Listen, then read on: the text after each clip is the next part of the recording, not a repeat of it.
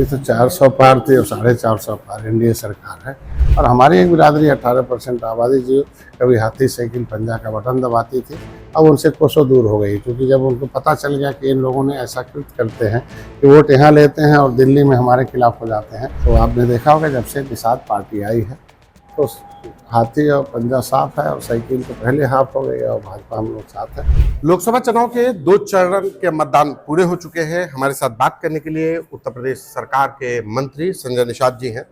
संजय जी, 2 चरण का मतदान हो चुका है, कहां देख रहे हैं बीजेपी को और इंडिया गठबंधन को? अभी तो 400 पार थी और 450 पार एनडीए सरकार है, क्योंकि जो मतदान है उसे जो रिपोर्ट है उसके आधार पर कि जो हमारे मतदाता वो वोट डालना है, जो हमारे पन्ना प्रमुख हैं या अध्यक्ष हैं, जो सिस्टम है लाभार्थी वो वोट डालना। विपक्ष के पास कोई चेहरा न होने के नाते, कोई प्रधानमंत्री का चेहरा न, कोई राष्ट्र का चुनाव है, देश का चुनाव है, लोकनीति का चुनाव है, ऐसे में कोई चेहरा न होने के नाते उनके वोटर उदासीन है, इसके लिए वो वोट नहीं डालने जा रहे हैं। इसलिए हम जीत रहे हैं और अच्छे खासे मतों से जीत रहे हैं। लेकिन वोटिंग परसेंटेज तो कम हुआ है और वोटर अगर नहीं निकला है तो बीजेपी का भी तो नहीं निकला होगा, तो खतरा बीजेपी के लिए नहीं है? उसे पता चल जाता है ना किस, अब तो इन लोगों ने 70 साल में जाति में बांट दिया, मोहल्ला बांट दिया, धर्म में बांट दिया, तो कौन किसका बेस वोट है उसे पता चल जाता है कि कौन वोटर कितना परसेंट डाला है और अपने आप उसे पता। इसीलिए तो मैं कह रहा हूँ कि 450 पार एनडीए सरकार। तो अगर आप 450 पार कर रहे हैं तो उत्तर प्रदेश में कहीं विपक्ष के लिए कोई सीट, कहीं बीजेपी के लिए खतरा कोई देख रहा है किसी भी सीट पर? अब आप देख रहे हैं ना कि इसी से अंदाज़ा लगा सकते हैं कि जनता जनार्दन है, जज है, और जनता लगातार फैसला ले रही है। जब से सोशल मीडिया के माध्यम से सही बात जान रही है कि पिछली सरकारों ने क्या किया देश के लिए और मोदी जी ने क्या किया। मोदी जी की गारंटी की देन है कि वो सारे लोग वोट दे रहे हैं, उन्हें के जो उन्होंने कहा नीतियाँ बनाए उसकी वजह से।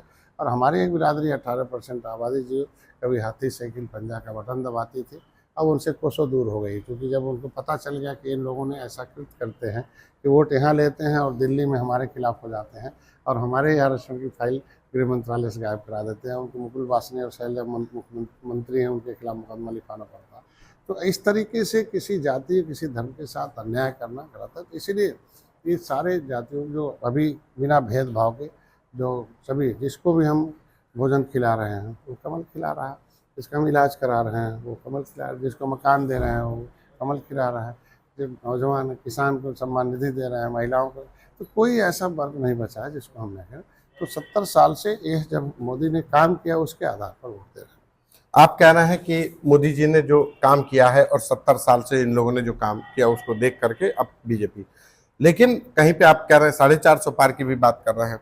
जौनपुर एक सीट है, जौनपुर से धनंजय सिंह को अभी हाईकोर्ट ने जमानत दे दी है, हालांकि उनकी सजा बरकरार रहेगी।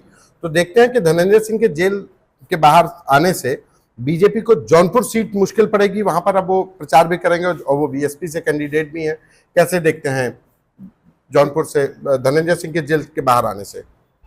देखिए, चूँकि हम किसी कैंडिडेट की बात नहीं करते, जनता फैसला लेती है और जनता ही जज करती है, मैंने पहले ही बता दिया।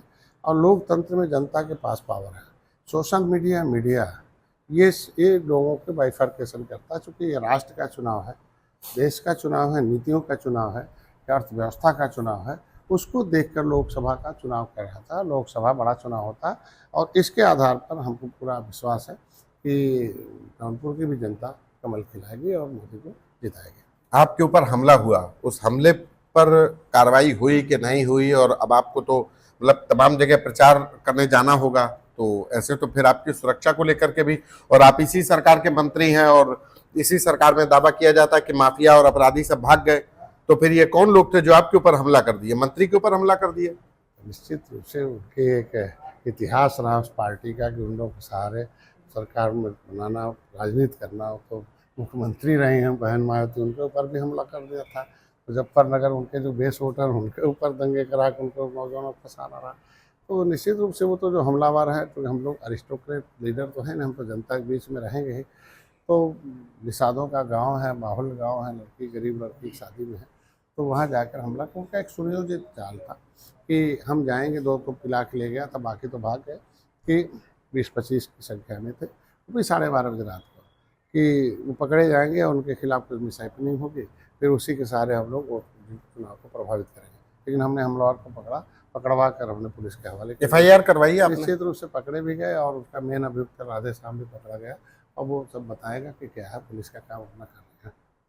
सुरक्षा को लेकर के अब डर नहीं लग रहा है कि आपके प्रदेश में, आपके शहर में ही हमला हो गया तो आपको तो दूसरे राज्य में तो क्या कर रहे हैं? डरने वाले नहीं है, देश को आजाद कराने वाले हैं पार्सल में। निश्चित रूप से हमारे नेताओं का एक इतिहास रहा कि चाहे दर्जन भर नेता रहे, वो पिछली सरकारों में रहे, चाहे महेंद्र सिंह राजपूत हो, धनीराम वर्मा हो, रघुवर दयाल वर्मा हो, मनोहर लाल हो, जयपाल कश्यप हो, धूरी बिंद हो, फूलन देवी हो, गंगा निषाद, सब इन्हीं लोगों की सरकार हुई। और आगे क्या सुरक्षा को लेकर मैंने मांग की है कि हमें दूसरे प्रदेशों में जाना पड़ता है, यहाँ तो सुरक्षा बढ़ा दी गई है, दूसरे प्रदेशों में जाना पड़ता है और हमारे केंद्र से जेड श्रेणी की सुरक्षा दी जाए जिससे हम सुरक्षित रहें और सरकार के साथ रहकर। केंद्र से जेड श्रेणी की सुरक्षा की तो मैंने गृह मंत्री को लिखा, उन्होंने आश्वस्त किया कि हम उससे जल्दी कर देखते हैं।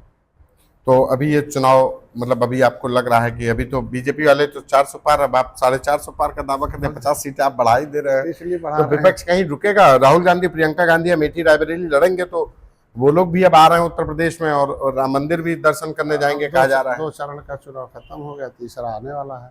आधा चुनाव खत्म हो जा रहा, तब पार्टी आ रही चुनाव लड़ने, तो उसी से पता चल सकता है कि पार्टी कितना खड़ा और बड़ा है और किस तरीके से है। भाई उसके नेता ही नहीं कोई लड़ेंगे तो पार्टी कहाँ से लड़ेगी चुनाव?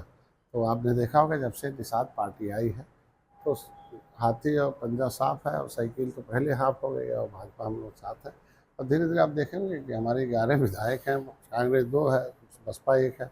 तो इस तरीके से है कि ये समुदाय जब उन लोगों के साथ था, कब था जब वो दारू उरू को पिलाते थे, पौआ बांटते थे, पायल बांटते थे, यही था, पर्चा बांटते थे, झूठ बोलते थे। तो जब हम निषाद को पता चल गया कि अरे इन पार्टियों ने तो इनके ये तमाम ये फाइल गायब कराते हैं, ये इनके आरक्षण को मूवमेंट कराते हैं, दूसरे को लुटवाते हैं।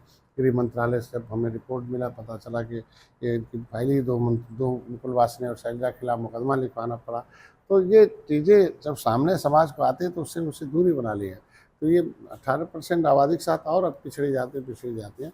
इसके साथ इन लोगों ने धोखेबाजी की है, तो ये धोखेबाजी के इनके कृत्यों को ये समुदाय नहीं भूल सकता, इसलिए इन लोगों के साथ नहीं है। इसलिए आप 450 पार पे? नहीं, इसलिए बहुत के पहले मैं आया था 2019 में, तो 23 दिन पहले आया था, तो अभी हम 2 साल पहले से, तो इसलिए ज़्यादातर कई आपने देखा सभी राज्यों में हमारे लोग हैं, इसलिए जीत रहे हैं। धन्यवाद। ये थे हमारे साथ उत्तर प्रदेश सरकार के मंत्री संजय निषाद, जिन्होंने दावा किया है कि 400 पार तो बीजेपी दावा कर रही थी, लेकिन संजय निषाद का दावा है कि हम 450 पार। कैमरा पर्सन रोहित के साथ संतोष कुमार।